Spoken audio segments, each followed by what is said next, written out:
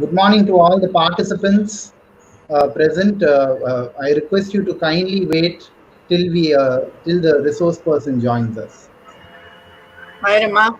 Morning. Good morning, Akila. Good morning, ma'am. Good morning. Good morning, Preeta. Good morning. Good morning to all the participants present. I request you to kindly wait till the resource person joins us. Hi, Rama. Morning. Good morning, Akila. Good morning, ma'am. Good morning. Good morning, Preeta. Am I audible? Yes. Yes. Okay.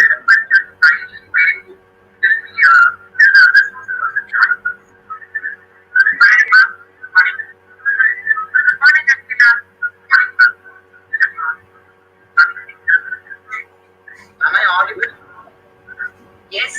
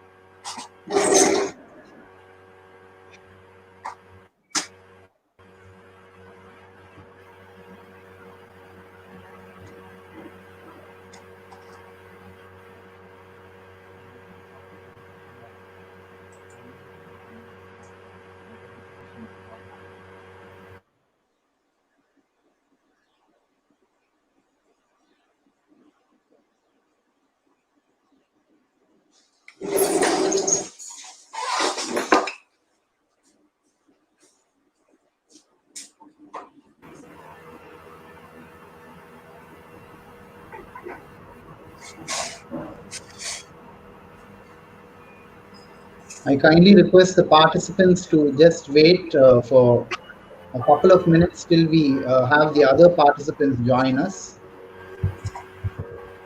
and we can start the session.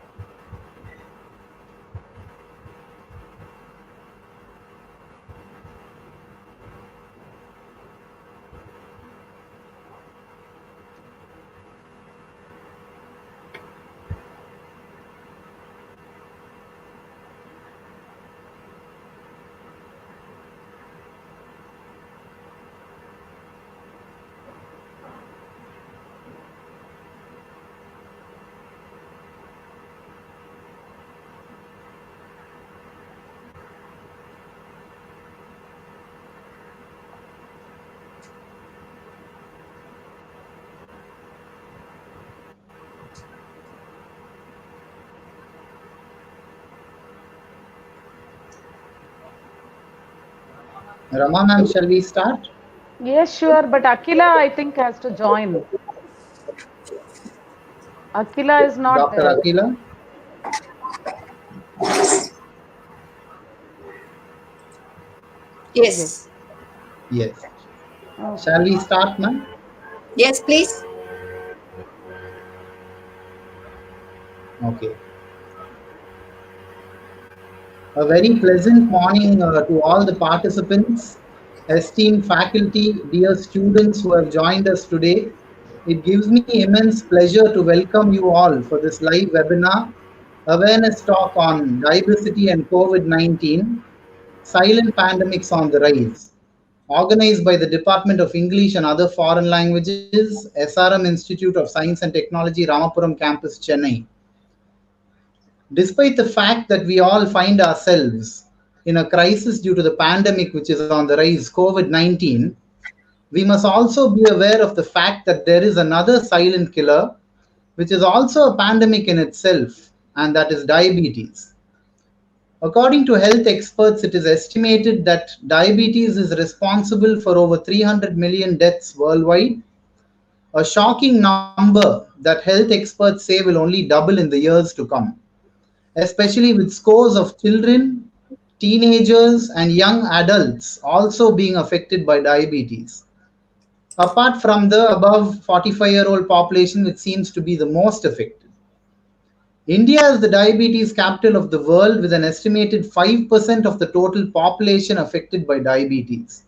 It is also a known fact that roughly 80% of diabetics are found to be obese, from where arises another major health concern called diabesity. So diabesity and COVID-19 are both, in short, a recipe for disaster and are very much on the rise throughout the world.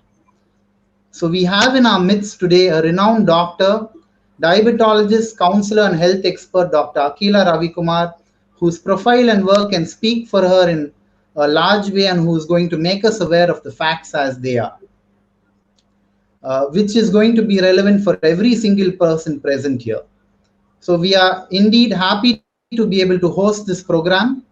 And before we move on to the welcome address, I kindly request all our participants, esteemed faculty members, students, and friends to stay with us till the end of the program for the feedback and post your queries, if any, in the live chat box on YouTube. At this juncture, I would like to request Dr. Rama, Professor and Head Department of EFL, to deliver the welcome address and say a few words about our guest speaker. Over to you, ma'am. Thank you, Walter. Again, friends, on behalf of the Department of English and Foreign Languages, SRM Institute of Science and Technology, Ramapuram campus, I extend a warm welcome to all the attendees. They are definitely going to have a very, very insightful session today. I want to, in fact, I feel very proud and honored, in fact, to present before you the resource person of today, Dr. Akila Ravikumar, who is my good friend. I welcome her most wholeheartedly because she has a very, very hectic schedule. So she's able to devote some time for us and she's able to join us today. So I thank her and I welcome her and I present before you some of the credentials of Dr. Akila. Dr. Akila is an alumnus of the illustrious Tanjavur Medical College, where later she completed her MPhil in Hospital Administration from BITS Pilani and then obtained a diploma in diabetology from Annamalai University. She is currently pursuing a course in law and medical ethics from National Law School, Bangalore. Dr. Akila has about 2 decades of experience in family medicine and has been a general practitioner and a diabetologist in the Adyar area of South Chennai, where she's been practicing for the last 10 years. Her prime focus has always been on the prevention of diabetes by way of counseling, conducting camps, and health awareness talks. Needless to say, she has conducted numerous health camps for corporates like Cognizant, TCS, and RR Donnelly.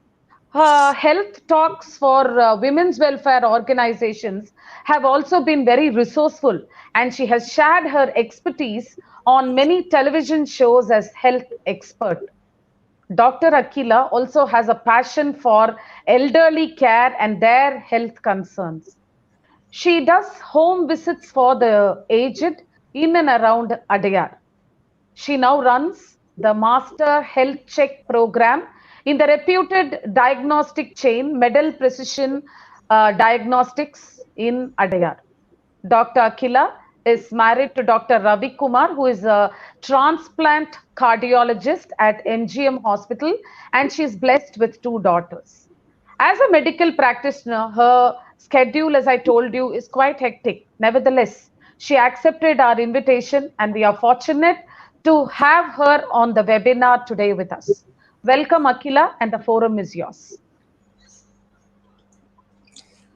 Namaskaram. Thank you, Rama, for that lovely introduction. And how can I say no to my dear friend? We've been friends who have walked to school and, had the best of the times. And I'm so happy that she invited me to be amongst all you learned colleagues and students who are the future citizens of this country. And Rama has always shown great leadership qualities, and I'm so happy to see and hear that she is heading the department. My sincere thanks to Walter, who's been following up with me so, regularly and making this happen. And let's move on to the first slide, please, Walter. Yes, ma'am.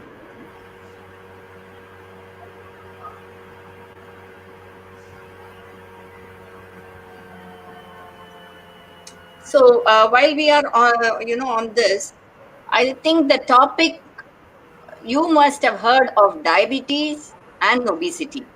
So what is this diabesity? So when you say diabesity, it means diabetes in the context of obesity. So that is why I said we will not do diabetes and we will do diabesity, because I understand from my clinical practice that it is a growing silent pandemic.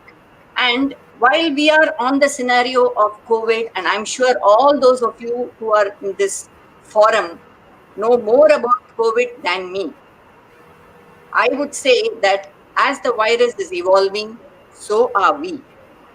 I call this virus onion because every day there is a new form that it takes. Every day there is a new learning from the COVID.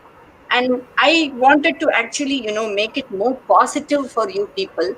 I'm not going to say any statistics and I'm not going to be talking on many, medical details.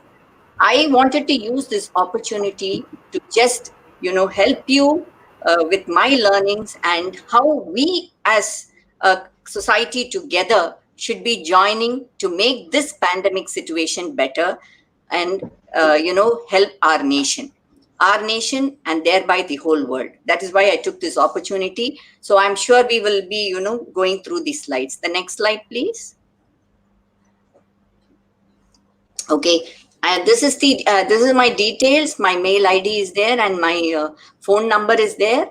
I encourage all of you to reach out to me when there is a need on any of these. I'm available on WhatsApp as well, and there is a teleconsultation platform offered by Medall where most of you can log on. When you connect with me by WhatsApp, I'll give you the person for the telemedicine consultation, and you could reach out to me. That is why I put my details for you. The next slide, please. So this is just to show you how the prevalence of diabetes is. And you see India there. What do you think is the estimated? Walter made a very nice introduction by saying how many millions are affected. On date, there are about 30 million diabetics in India alone. And out of which, the prevalence of diabetics, if you see, it's about 9% in the urban population and 3% in the rural population, and it is about 11.8 to 12% in the entire nation. So you can imagine the magnitude. When you look at the COVID numbers, it's much less for the population, isn't it? We as a country, I would say, which is more populous, we are doing very well in the scenario of COVID. But what about this? 30 million diabetics on date. Okay, I wanted you to know the number. The next slide, please. Okay, this is just to show you how overweight and obesity also increases the risk of coronary artery disease. So you can see this.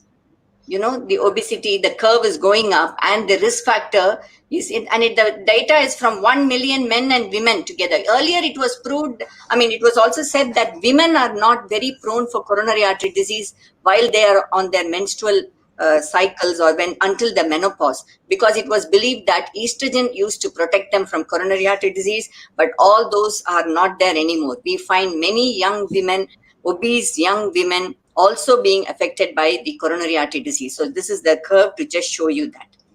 The next slide, please. Okay. Now, when you look at this, what do you derive? So this is called as the FFA, means the free fatty acid.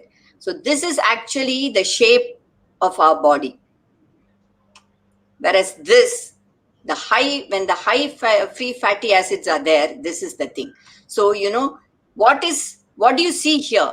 The amount of adipose tissue or the fat that we accumulate in the mid part of our body, you see, is very increased. And this is mainly what I'm going to be talking about today. The next slide, please. Okay, while we are on the context of obesity, there is also a condition called as thin outside, inside, and obese outside. Sorry, it's the other way. Thin outside and fat inside. Okay, so this is called as POFI, which means to say that if you are thin from outside, don't don't believe appearances are deceptive. So don't ever have the thought that if you are thin, you will not develop diabetes, because the amount of fat that is inside, which is not seen, is the culprit. So most often we say that the unseen and the unheard enemies are the worst. So you know that we are watching even now. So what is inside is the culprit, and that is called as the visceral fat. So I would like to throw a bit of light on the visceral fat. Now, viscera means the internal organs. Now, all the organs that are inside, the heart, the liver, the spleen, the kidney, all of them have an amount of fat that is covering them. Now, the visceral fat is the fat that is covering, and in Indians, it is proved that this visceral fat is much higher than anybody in the world. You see Germans, or you see, other South Americans, they're all tall and well built, but their visceral fat is very low. But in Indians, if you see, the visceral fat is very high, and that is one reason that India is the world capital of diabetes. So what is inside is what needs to be addressed, and all good begins from one's within. So we need to very much measure our visceral fat, not by just staying on the weighing scale and saying that we are fine.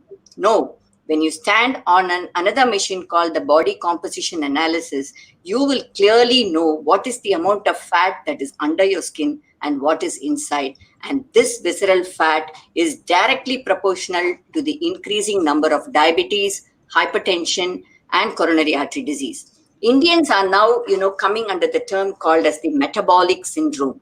We are all getting insulin resistance, and the metabolic syndrome means people are getting it is classified as increased fasting sugar level, your increase in the triglycerides, which you measure by the lipid profile, and a very low HDL, which is the good cholesterol, and hypertension. When these four factors are there, then we come under the term metabolic syndrome, and the number of insulin resistant Indians is very high. Now, for that matter, all of you, I'm sure, will also be hearing about and also testing your vitamin D. If you had done lab tests, you will see that your uric acid levels are high. All those are now being coined under the term insulin resistance.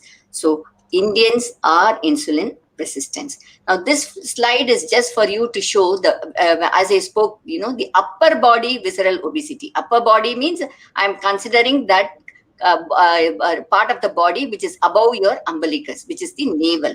When there is more fat there, what happens? You can see that the muscle, which is supposed to, help you, that develops insulin resistance. The pancreas, which secretes your insulin, produces more insulin, but the muscle does not allow the insulin to act properly. And when this is happening, insulin is the one hormone that acts on the glucose. When insulin doesn't act properly, your sugar level goes up. So muscle offers an insulin resistance. And also the blood vessels, there is an increased contraction and less relaxation, because of which you can have tendencies for stroke.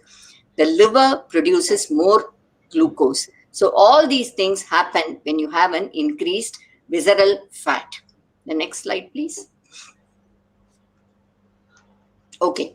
Now, I just want you all teachers, I'm very happy to be on this forum giving you some homework to do. It excites me that I'm on this side and asking the teachers to do a bit of homework. The students, so are you. So I would like you all to note down this formula and then work out and then reach out to me. How do you calculate the ideal body weight for a person? Now, in men, the ideal body weight is your height in centimeters minus 100. And for women, it is not this. I would go more by, go more with the poets and the Kavinyar. I don't know, Tamil, I think most of you may understand. All our poets, whether it is Vairamuthu or Kannadasan, all of them like women, with the Kodi Idai. They want us to be slim, isn't it? And, their weight calculation will be your height in centimeters minus 100 into 0.9. So this is it. I repeat, height in centimeters minus 100 for men and height in centimeters minus 100 into 0.9 for women.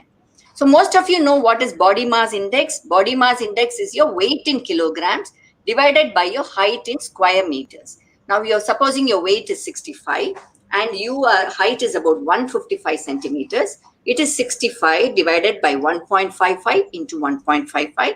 This is a ratio. So when it is a ratio, 18 to 22 is very good. 22 to 25 is sort of okay. Now 25 to 30 means, okay, you're going there, just take care. Anything above 30 is, please take care. So that is the body mass index. The next slide, please. Okay, now I need to throw some more light on this.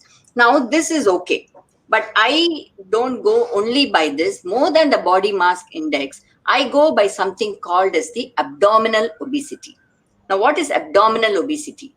When you take a measuring tape and you put it around your abdomen, just below the navel, that is, measures your abdominal obesity. And this abdominal obesity is now, what is the cutoff for men? It is less or equal to 90 centimeters. And for women, as I again said, they are expected to be, underplay men in many things. So in this, again, Kodi Idai, so they are expected to have only less or equal to 80 centimeters. So you put your measuring tape, around your umbilicus and then measure. It is 90 centimeters or less for men and 80 centimeters or less for women. And this is very, very important indicator that the higher the abdominal obesity, your chances of being diabetic is very high. So you need to also note down this. And there is also something called as waist-hip ratio that we measure. So you put your, this is the way you measure the abdominal obesity. Now again, you put your measuring tape around, I may be just standing and showing you, put your measuring tape around the bulkier part of your back this way, and this will show your waist circumference. So measure this and divide and come to a ratio. The waist hip ratio will be 0.9 for men and 0.8 for women. So I'm sure the mathematics professors here are happy when I will say that yes, numbers are important and calculations are important for us. Okay, so please note down these numbers. It will be very helpful when we discuss further. Can I go to the next slide, please? Okay. Now, most of you know how to, find out you are diabetics. And I don't know, most of you in the forum may be already diabetics. And I always tell my patients, a diabetic patient is much more learned than the doctor. They know when to do and what to do. Okay, but I want to throw more light on something which I am more concerned about as a wellness consultant. That is a pre-diabetes. Okay, now what do you derive from this? The pre-diabetes. So when you go into the lab and get your blood sugars checked, when it is less or equal to 100, then you are fine. Okay, but when the sugar levels are between 100 to 125 in a fasting state, that shows that you are impaired fasting tolerance, which we will say you are pre-diabetic. Okay, am I clear? So less than 100, no worries. 100 to 125 becomes pre-diabetes. So can I ask one of you to unmute and tell me what is the diabetic value then in a fasting sugar? Just to participants, you can type your answers in the chat. And I will be happy because I will know that most of you are not, getting bored or sleeping off. So what will be the diabetic value? Let me be the professor and teacher here questioning you. Is there anybody who can unmute? No, they can type their answers in the chat box, doctor. Okay, that's fine. Okay, because, it's very, very unusual situation that when you are on the virtual, I'm most often delivering lectures when I'm watching people. So, that is, it's quite a nice interactive session. So I'm quite used to that. Maybe because of that, it's a habit. So I would tell you that the diabetic value is anything more than 126.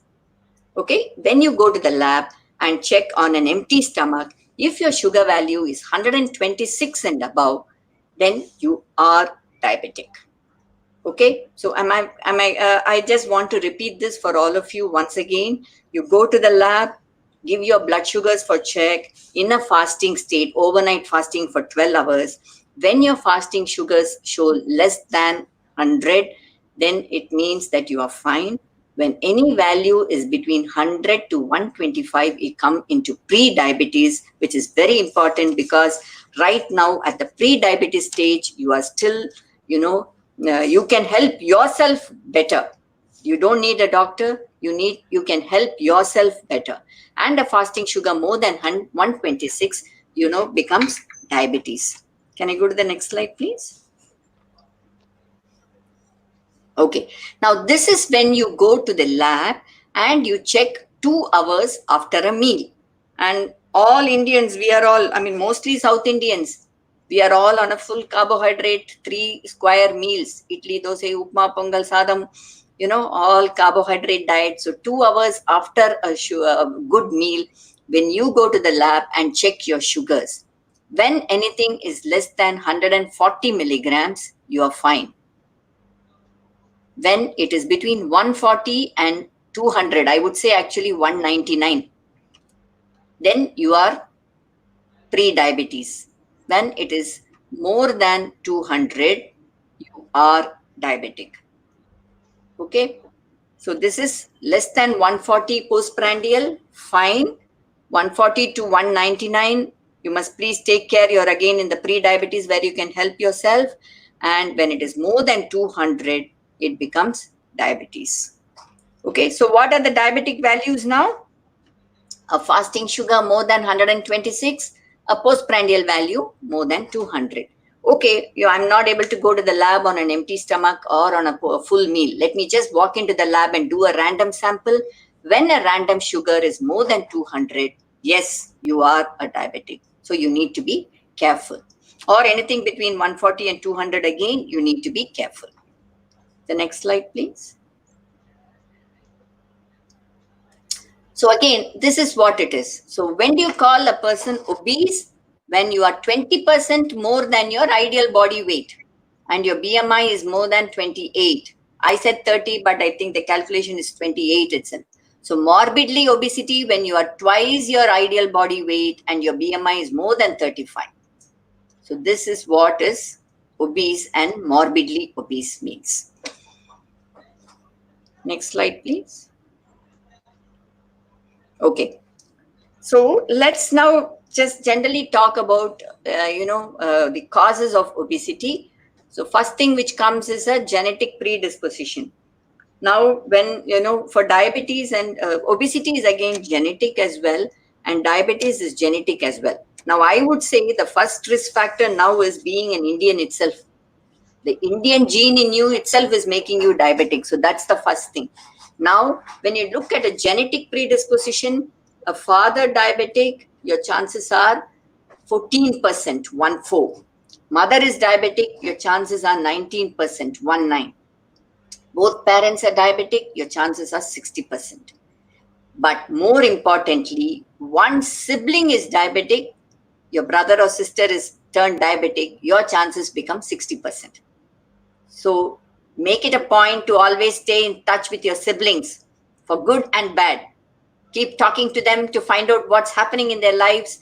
It could help you as well. Okay, so keep talking to your parents. Get in touch with parents. Find out. Most often when people come and I ask them what's the question, and I do these pre-employment checks with the young people in front of me, I say, "Father, any problem?" Then they say, "Not sure, ma'am. I don't know." I feel really sad because you are supposed to actually have a conversation with your parents.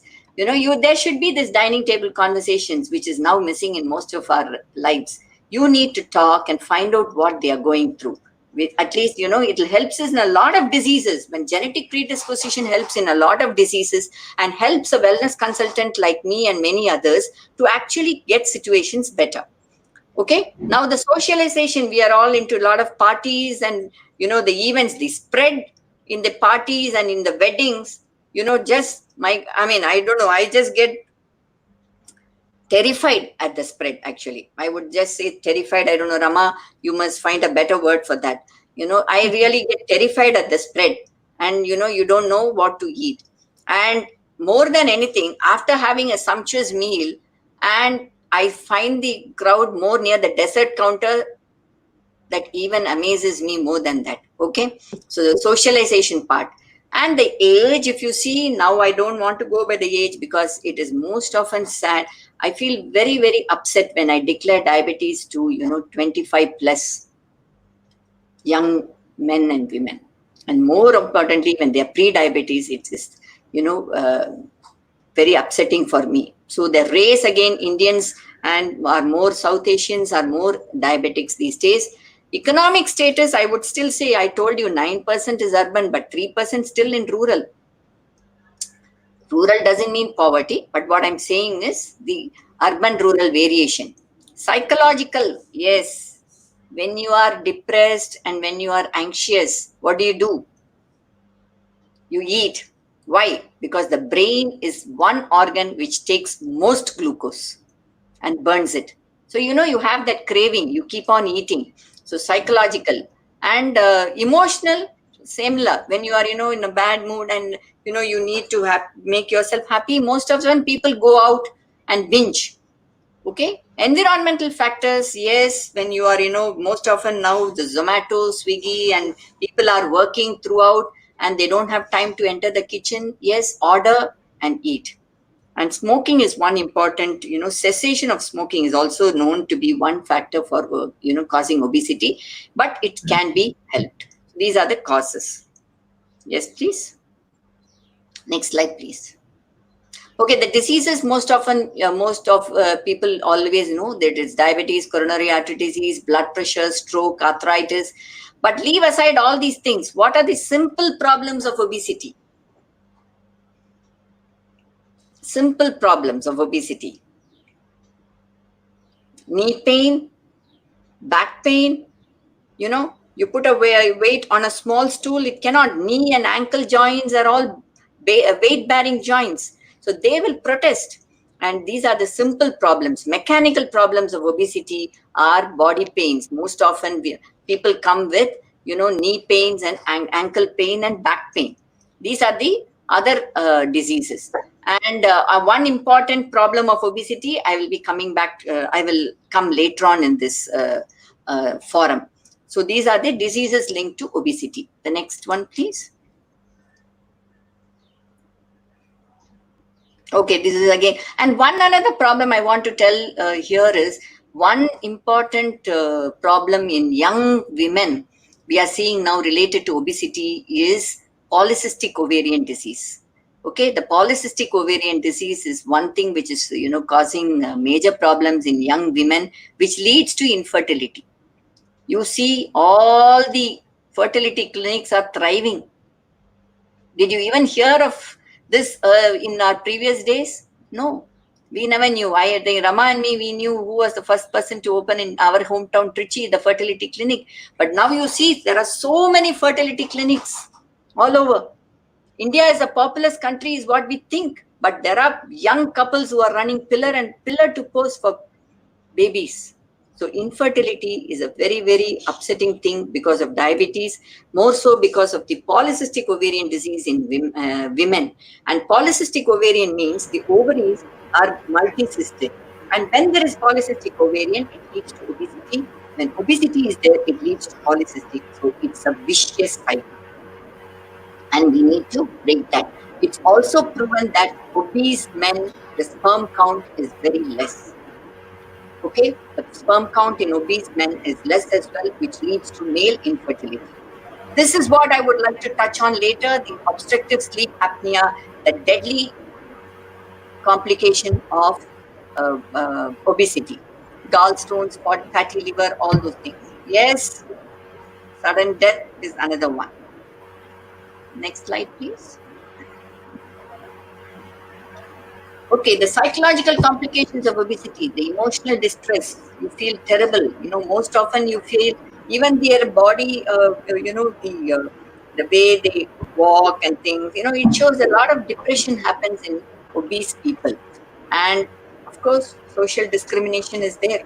Yesterday, I was watching a Malayalam movie where this one was about an obese girl and how she was, facing social discrimination because of it, and stigmatization. So these are all the psychological problems and of obesity, which we don't see, and we refuse to even look at this, but this is very important. Yes, please. Next slide.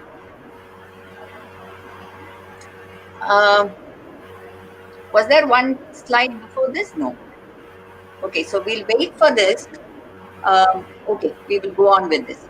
Is there, do you want me to stop at this point of time, Walter? Yes, ma'am, this is the next slide. No, you want me to stop at this point of time for people to ask? No, ma'am, you can continue. We'll have the Q&A at the end, ma'am. Okay. So now this is the devil that we are all worried about, isn't it? Okay. So COVID-19 is what is creating most of the problems. Now, COVID-19 is again a viral disease, and it is how it has come, all of us know, and it was initially from animal to animal, zoonosis, then from animal to man, and now it is from man to man. So COVID-19 is a viral problem, and it presents as what? And the problems are that it is the quarantine, the incubation period is long. It's about 14 days for even some people to recognize that they are undergoing the problem. So it's just like any other viral disease. It starts off with a running nose, upper respiratory symptoms, a running nose, stuffy nose, and then a throat problem, and then it develops as fever. And what we are hearing is most often the fear is mostly because people are only imagining themselves lying on the, when I was doing the triaging, what Rama said I was busy is mostly the teleconsulting, and the triaging is what as a family practitioner I was doing. And I realized that the most panic was about themselves once they are, developing a fever. Immediately they imagine themselves lying in the ICU bed with a ventilator on. So that is all because they gather all the worst news of corona and they imagine that. And we were able to reassure them mostly by helping them monitor the oxygen saturation at home. So most of the people, what I did is, I was during the triaging, I could understand what they were undergoing. So all that I taught them was, measure your temperatures 4 times a day and buy an oximeter, pulse oximeter, which is a very small equipment which can be just placed on the finger like this, and it will show your oxygen saturation. And when an oxygen saturation is more than 97, there's no cause for worry.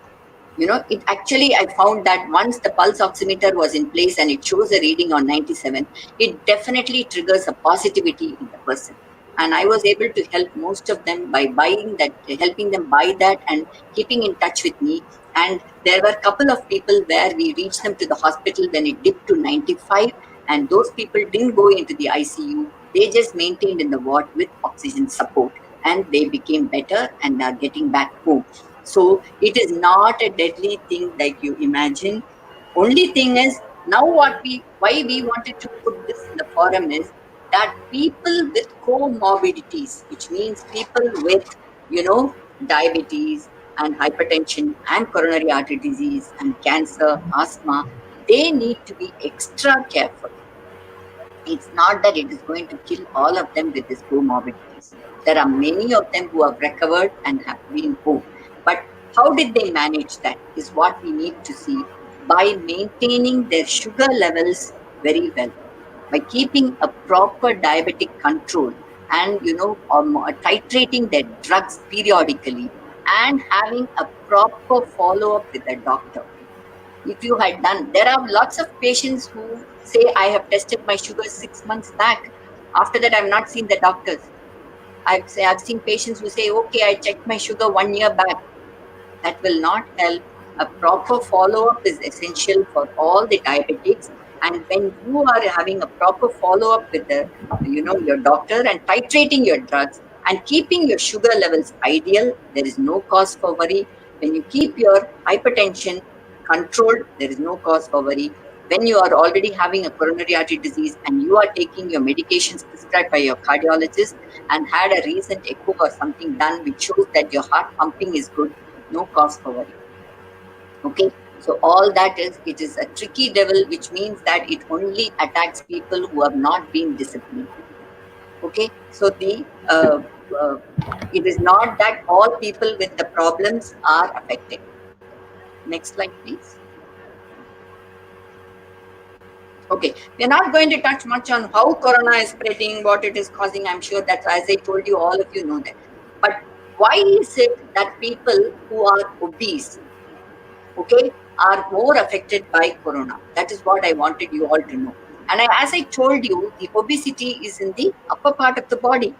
So what happens when the fat is in the upper part of the body? What do you think happens? It actually constricts your lungs. Okay, the excessive fat deposits, cause more of infection to the lungs, and it causes an inflammation to the airway. So, it is your fat occupies so much space. So what will happen to your lungs and the heart, which is on the upper side? There's no room. Okay, so it will actually constrict that part, and that is why people who are obese are more in danger. And what happens when people are diabetic? Generally people who are diabetics with uncontrolled sugars, their immunity is very less. So that is why they are more susceptible to infections. And when you keep your sugars under control and you recognize your problems early, there is a way out. And so that's what this is. In comparison to an average weighing person with no diabetes or obesity, these individuals will face a higher risk of complications when your sugars are not under control, and when there is obesity, you will face more problems, and the treatments also fail in such people. The next slide, please. Okay. I wanted to just make use of this forum to talk a bit more on this sleep apnea. Okay, so this is the normal airway when you're patient. See the obstruction. Now, most of you, even while traveling by train, what irritates you or what doesn't put you to doesn't help you sleep? It's the person who is in the berth opposite or the person who's the berth above or below you snoring, isn't it? How many of you will agree with me that when I say the snoring tendency in people have increased now? And what is the type of snoring that we hear? There's a sudden rise in the snore. For some time you don't hear anything at all, and then it keeps up. Isn't it? So, I get worried when I find that the snore is not there.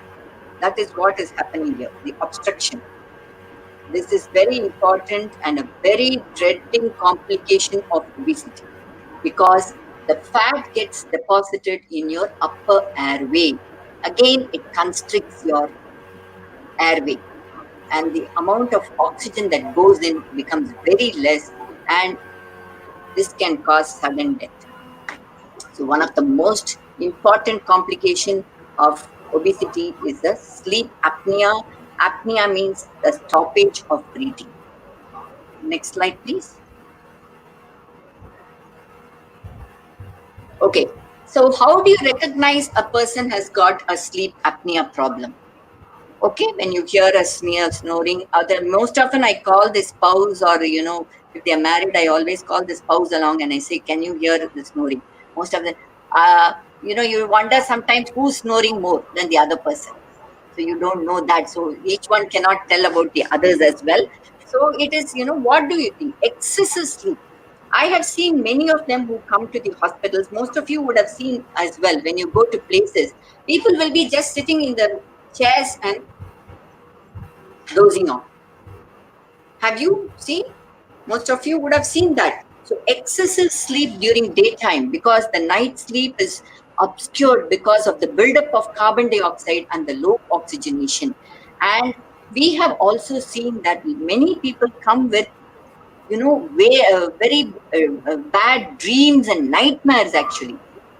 And then we put them to the psychiatrist first. And then when we realize, no, that is not the reason, it is the buildup of carbon dioxide. So the nightmares, when people are talking to you about, a change of their moods, please remember this, that this could be one of the reasons. And, the depression it causes a dry mouth and extreme fatigue. You can't do your work properly the next day, and it causes an irritability, and that also increases the weight. So it is all again becoming a vicious cycle.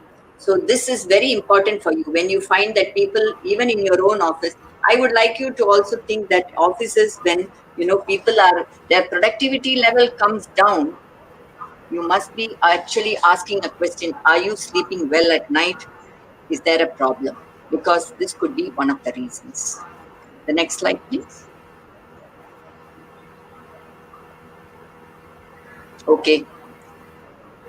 What do you do when there is obesity and diabetes?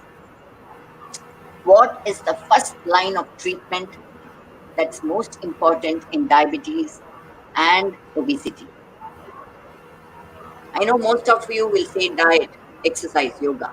But to me, I would say that when a person comes to you and says, "Doctor, I have a problem. My weight is a problem. Can you help me?" That person is 50% already better.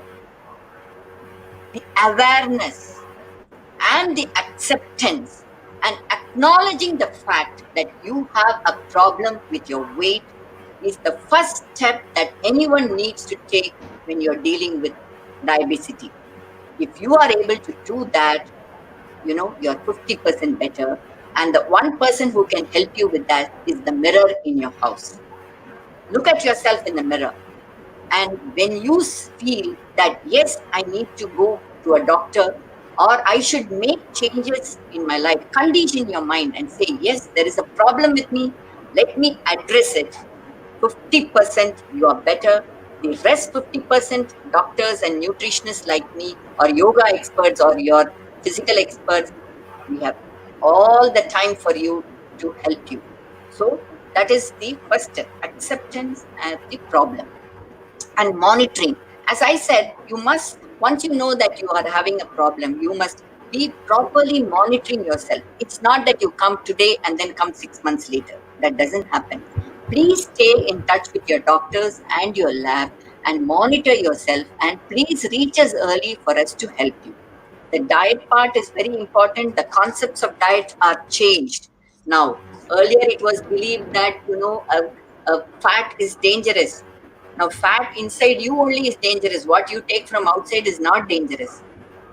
Okay, the fat in the form of butter, ghee, cheese, paneer is all good to take. But in what form, we will tell you when you come individually, because it is not helpful to give a uniform diet to people. Now we have all changed, we have all evolved thinking that the carbohydrates is more useful, and by reducing the fat it will be better. Most of us will know that how our mothers and grandmothers fed us. There'll be this much rice, there'll be this much ghee, followed by this much dal. Isn't it? And South Indians, there will be one adai, and your mother will put not sauce like the way we take it now. What will be with that? Butter, this much butter. So the concepts of diet are changed. We need to help you with your customized diet. And why I say this is, the carbohydrates that we take is quickly converted into glucose. But whereas the fats that you take will take a long time to convert into glucose, and fats are the one which is helpful in creating a satiety. Once you take this much, you'll say, oh my, that's all, my stomach is full, I can't eat more. So the quantity comes down. The satiety goes up, the quantity comes down. So that is the importance of diet. The drugs, of course, there are many in the market which we can juggle. A lot of doctors juggle with the drugs and help you.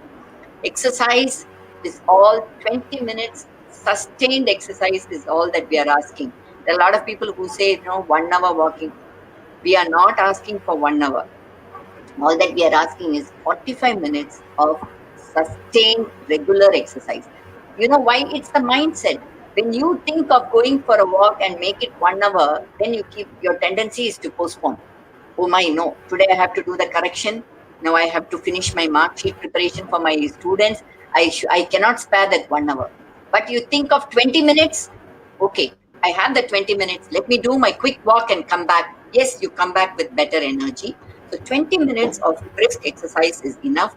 I'm a big fan of yoga. So I believe that yoga helps, both diabetes and obesity. And yoga increases the endorphins in your body, and that is the feel good factor that helps. And I sincerely believe that sun is the universal god and the universal healer. So my prescription will always have one Surya Namaskaram as in the prescription paper, and I encourage all of them to do Surya Namaskaram with the asanas, which will actually improve the endorphins, and most importantly, it will improve your vitamin D. The richest source of vitamin D comes only from the sunlight. So the sunlight between 7 and 8 or 8 and 9 in the morning is very good. Other changes that you can make is, what can you make? Lifestyle changes. You can, if you are going through all these things, you will be able to change your wardrobe. So you can get better clothes and look better. Okay? The next slide, please. Okay. This is just a inch tape. Seems the most important thing after the talk. I think most of you need to buy. Isn't it? So buy this. It's very helpful. So there are two words which I believe in life, in disease, in anything that you call. The two mantras that I like to tell you is moderation and discipline. Anything in moderation is good. And when you have a sense of discipline to, go with the things, I think that's what matters more. What you tell yourself is what you will do. So every morning, wake up and say, yes, this is what is the thing. Condition your mind and puts a lot of positivity in your mind. And I will answer the queries about Corona later. But, all that is happening around us should not, keep us away from our discipline and our moderation. And if we are able to do that, yes, definitely we will be able to come out of both the pandemics, Corona and Diabesity. The next slide, please. Yes, it's time that we wake up to Diabesity. And as I said, we need to also, we need to work our best to save the future generations. So thank you all for the patient listening. And, I know I put in a lot of numbers and formulas and everything, but it was all just, and I didn't make it too medical because I didn't want to tell you what is a kidney problem because of diabetes, what is a heart problem. All that is not going to, do you any good. All these simple things, I hope it was simple enough for you to understand and, accumulate. And, what I sincerely request all of you is whatever you have heard should not be within you. I'm looking at you as ambassadors and, people who will spread the message. And we should all work together as a society, and we should be able to bring down both the pandemics. This is the time that Corona has specially taught us a good lesson that it is time that we think beyond ourselves. This is the time that we need to think beyond ourselves. And I sincerely request all of you to carry the message home to all your family and friends around, and let's work together in, bring down the pandemic and have a good life ahead and help our nation. I'm proud to be an Indian, and I'm sure most of you are there as well. So let's help our country, lead the world. Thank you all. Thank you so much, ma'am, for your insightful presentation. I kindly request the participants, if you have any queries, kindly post them in the live chat box, and our expert will be able to answer your queries. There were a few initial questions, doctor, that were asked by some of the participants. I'll just tell you orally. Uh, so one of the relevant questions was, what if blood sugar level is less than 70? So what Uh, is the diet that can be maintained for that? less than 70 on empty stomach? Yes, On empty stomach, less than 70. yes. Eat better. I think you're going too much on the dieting. You can actually, when you wake up in the morning and if you find it less than 70, it is actually low glucose. So, have a cup of coffee first with sugar. This is for a person not diabetic. Is this question from somebody? It's for a diabetic or Ishwari, non-diabetic? yes, Ishwari ma'am, you can answer in the chat box. Where do I look for the chat box, It is Walter? to the right of the screen, on the right of your screen, ma'am. Oh, private chat. Okay. Yes. So if it is for a non-diabetic, it is very good. Then you can actually have a good cup of coffee with an extra spoon of sugar and have a hearty breakfast. But if this level is for a diabetic, then we need to actually titrate your drugs. We need to look at your prescription and help you, because I think the level is a bit low. So maybe the insulin or the drug that you're taking at the night should be reduced a bit. The prescription needs a relook. So I think There was maybe another relevant yeah. question regarding fat and arteries. So Okay. how does Okay. what The are the fat, facts about that? the what unlike what we heard about, it is not the cholesterol that blocks your arteries. It is the triglycerides. The triglycerides are what we supply from outside in the form of fruits and fried foods and meat. All those things are the ones which are triglycerides. The triglycerides are the ones which are more dangerous for the arteries. It is not the cholesterol. The cholesterol is what is synthesized by the body. So the triglyceride value, if it is anything less than 150, no worries. But if it is more than 150, then if it is a diabetic, we need to put them on medication.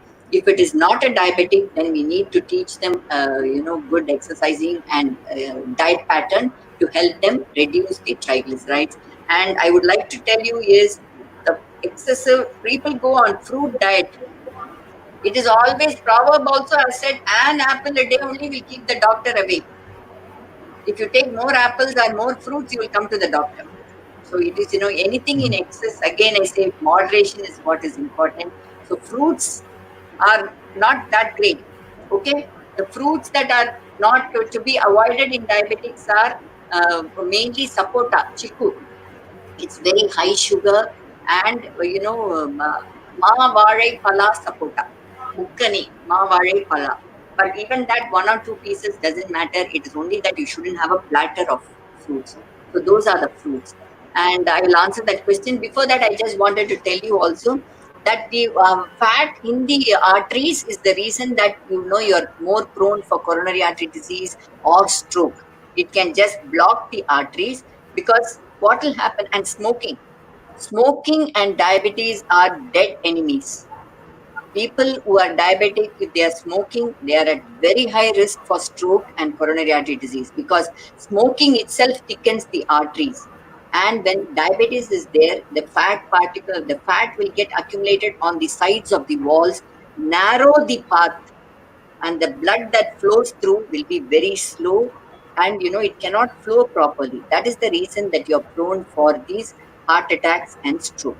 So fat is very important. Ma'am, some of the It's on the questions question on I will just why the burning limbs something. Yes. Why do yes. diabetic patients feel burning limbs? How to reduce the okay? The burning sensation is because of the neuropathy. It's called neuropathy, where your senses are blunted. The first sense that is to be lost in diabetics is the heat sensation.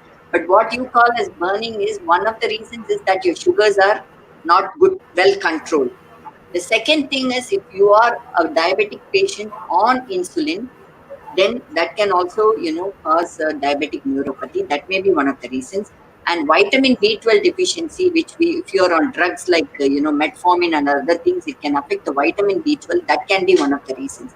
But primarily, a long-standing diabetic themselves will have a neuropathy, which is tingling.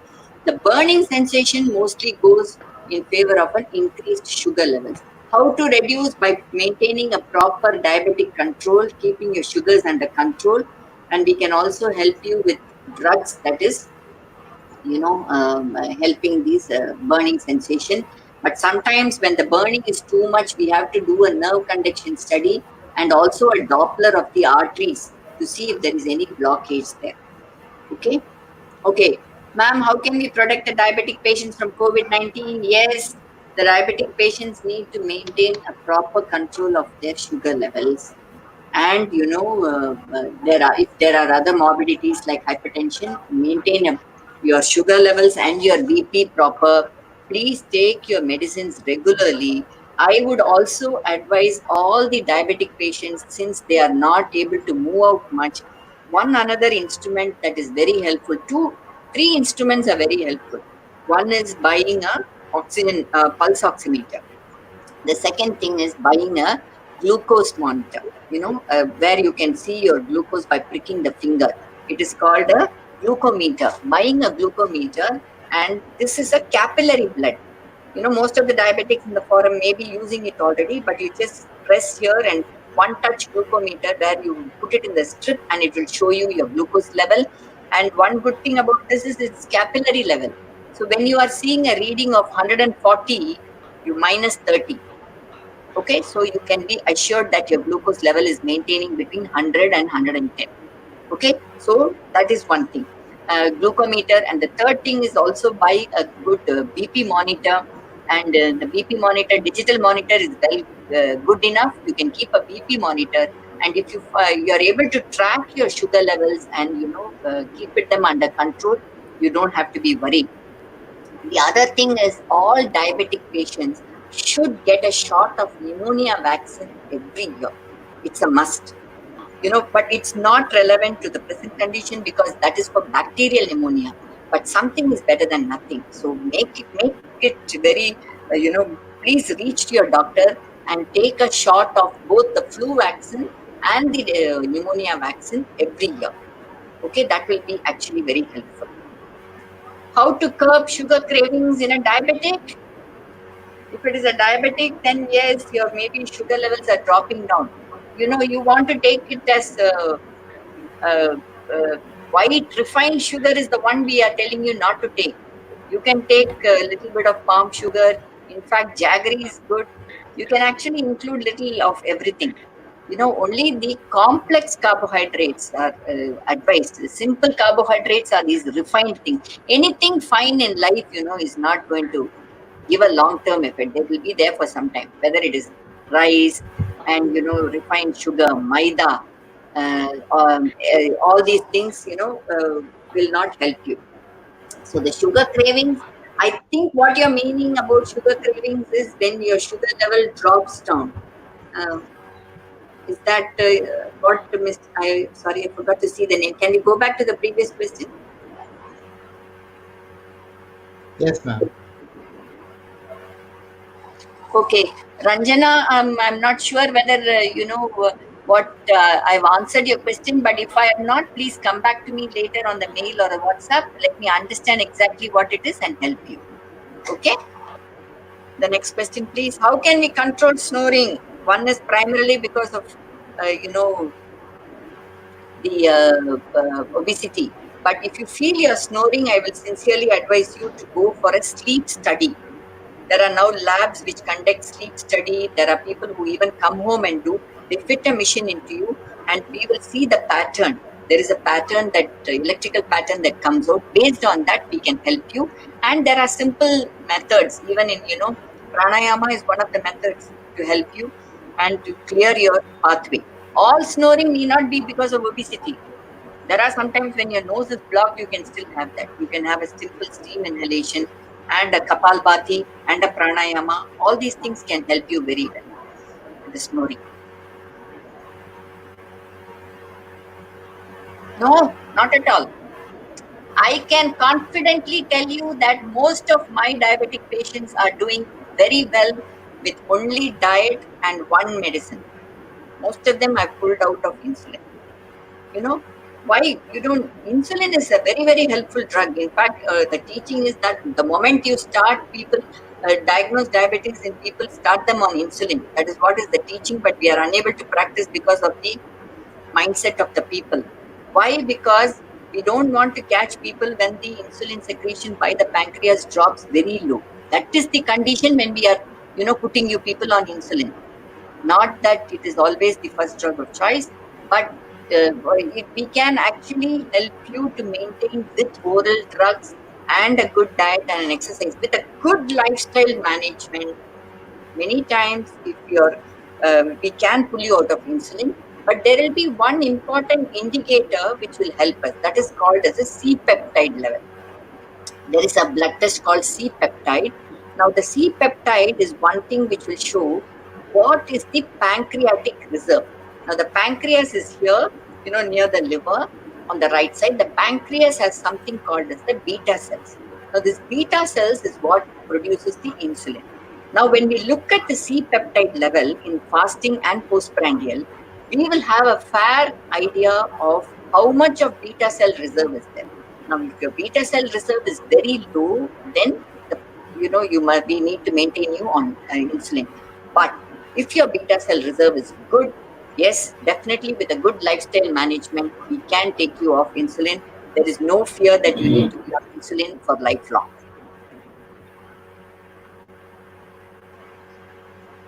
Ma'am, we have time for one final question. Yeah, I have. How can we ensure safety of heart and diabetic patients and ankylosing spondylitis?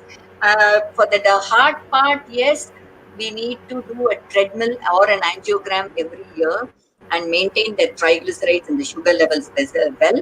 And there are sometimes we prophylactically put the patient on aspirin as well, because when there is a diabetes and when there is also a family history taking is very important.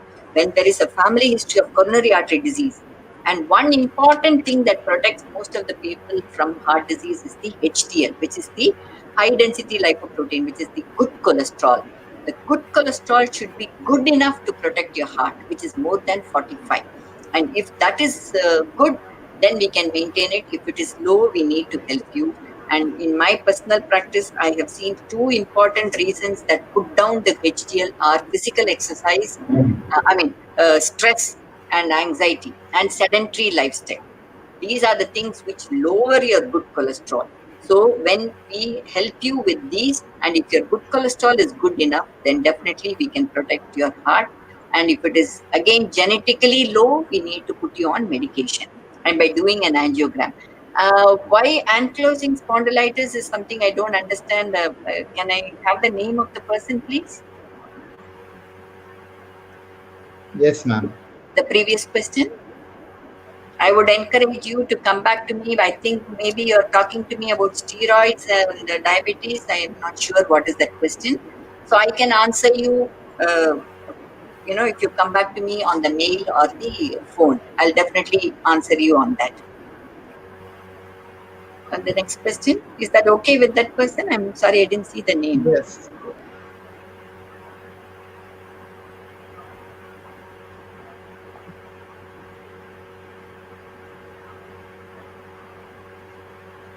We have a few questions related to the COVID. the oxygen pulsator also, which they want to know which is the best one to buy.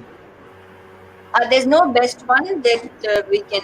It's available in the market, but if not, you let me know. I will help you. There is no best. All that we need to do is that put it on your finger and keep changing the batteries. That's all. It helps well. Diabetes is a silent killer, but there is a stigma that is a rich man's disease. Not at all. We get it if you are lazy or eat too much or eat a lot of sweets. Okay. So all that I told you is, now that I told you, the risk factor is that you are a Indian itself. So all Indians, we need to check our sugars once in 2 months to know that you are not yet there. Okay, it is not a rich man. I agree with that question. The perception is right, yes, but that's what I told you. It is not so now. I clearly told you that it's always good sometimes to look down on yourself, isn't it? It's not a bad thing that you look down.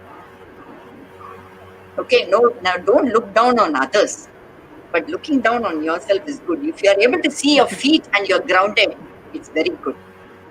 Okay, so just try and look down. If the mid part of your body is blocking you, then that is a problem. I think that's the awareness that you need to spread to people. Say that, yes, please try to see your feet now and then and see that you're grounded. So encourage them to measure the mid part of the body. The middle age crisis is always there. So is your mid part. This is a famous, I don't know, Tamil, we say, Yane varum pinne mani yose varum munne. I don't know how many of you will be able to understand that, but Indians, இது ரொம்ப கரெக்டா இருக்கும், because Indians, when you person will come behind, what comes before is your topai. So that's the state. Please tell your friends that when you are seeing the mid obesity, that sooner or later they will turn diabetics, and to take care of them. Again, I repeat that thin outside and fat inside is also not a good sign. Many times you find them thin, but the mid part is thin. Please tell them that they have to take care. Okay? Thank you, ma'am. We will participants who have other questions. Walter, the pulse oximeter, anything that is, I didn't really look at the brand names. All that I encourage, because the cost is also a constraint. And there are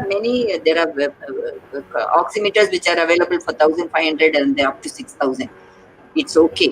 All that I believe is that if you are training them to look and it brings a positivity, it is good enough.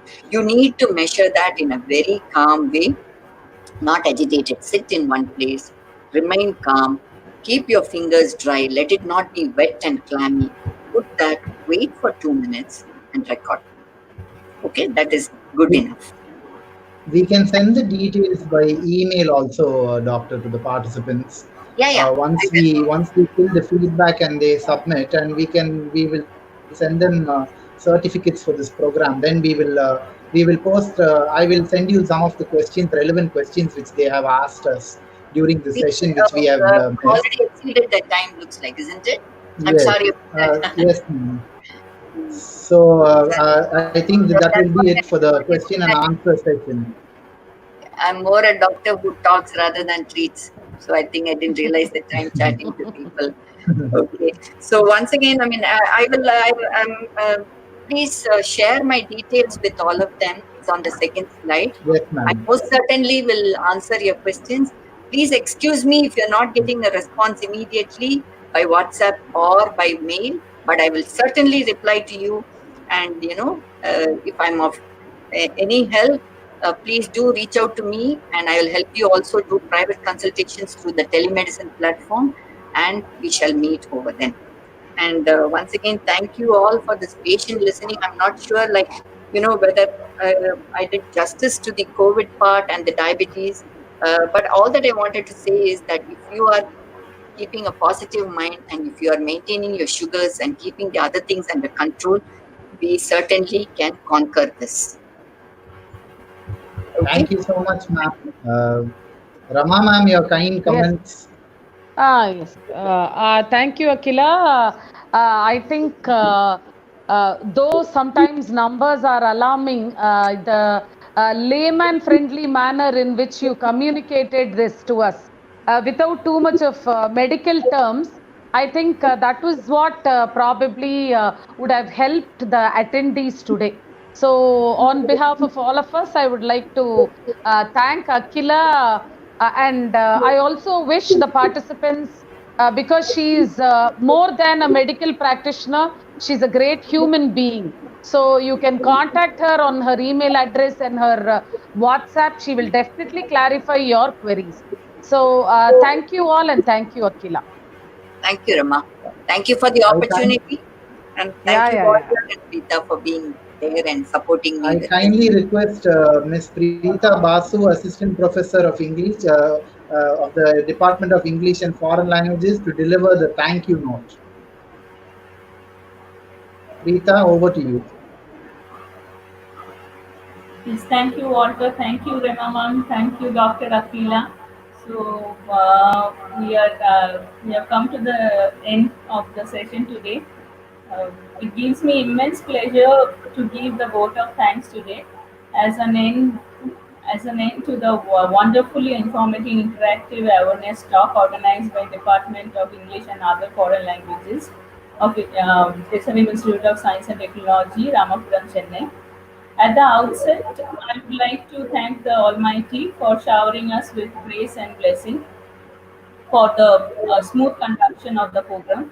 I would like to thank the uh, I'd like to thank Dr. Akila for her Dr. Akila Ravi Kumar for her excellent knowledge and exceptional precision on diabesity, and we are grateful to have in our midst a resource person of her caliber. Thank you very much, Doctor. It goes without saying that the one person who is behind the motivation and success of all our department events, our HOD Dr. Rema, who by sheer power of will and by the grace of God is not only a dynamic leader but also an incredible support to each and every one of us in of our department faculty, and is the driving force behind each and every department event. Thank you so much, ma'am. I'll be failing in my duty if I don't place on record my sincere thanks and appreciation to all our department faculty members who have contributed wholeheartedly to the success of this event. I would also like to thank my co-coordinator, Dr. Walter, who has been instrumental in coordinating the entire program from the start to finish, and for his tech support. And last but not the least, I thank each and every participant for their participation and cooperation in making this program a success. Thank you, one and all. Thank you so much, Preeta. Yes, with that, we come to the end of the session. I request the participants to fill the feedback to get your certificates. Thank you, one and all. Yes, sir, ma'am, we can leave the session. Thank you all. Thank you. Thank you. Okay, Bye-bye. bye, Bye. Akila. Bye. Bye. Bye. Bye. Bye. Bye. Thank you, ma'am. Bye.